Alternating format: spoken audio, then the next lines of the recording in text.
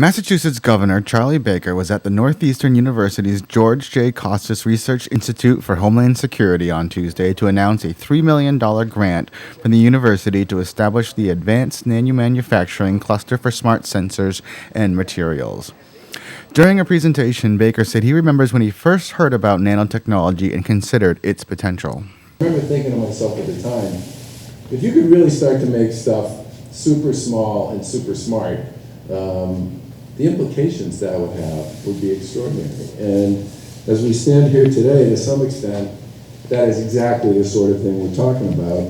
And this is an area where I believe Massachusetts has tremendous possibilities and opportunity. One of the big reasons Northeastern received the grant is because it is already engaged in this type of research. The Kostas Institute is home to a nano-offset printing system that is already hard at work.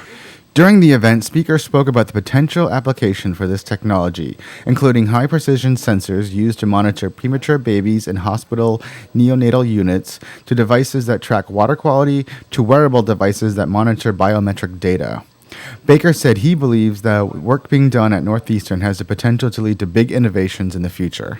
I mean, that 3D nano printing operation that they showed me upstairs,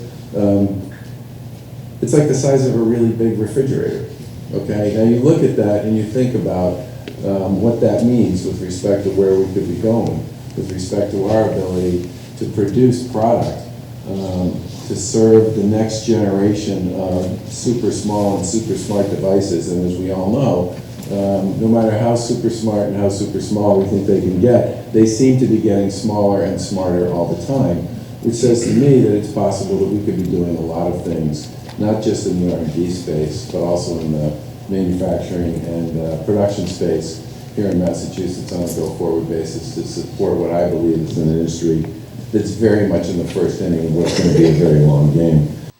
Afterwards, I asked the governor how he thought this technology could impact industry and jobs in towns like Burlington. Well, the big opportunity here is this: if this nano manufacturing element really takes off, and I believe that it will, the price associated with manufacturing for these kinds of products is going to fall, and it's going to fall by a lot, and that's going to make it possible for people to do more of this sort of thing here instead of doing it in other countries. And that, I think, has tremendous application here, and it's a big part of why I believe we should be investing in this, and it's part of why I think we've been successful in securing a number of very big public-private grants to support this type of work. I think advanced manufacturing is an area where Massachusetts could create a lot of jobs and a lot of opportunity going forward, and it's an area we're going to focus on.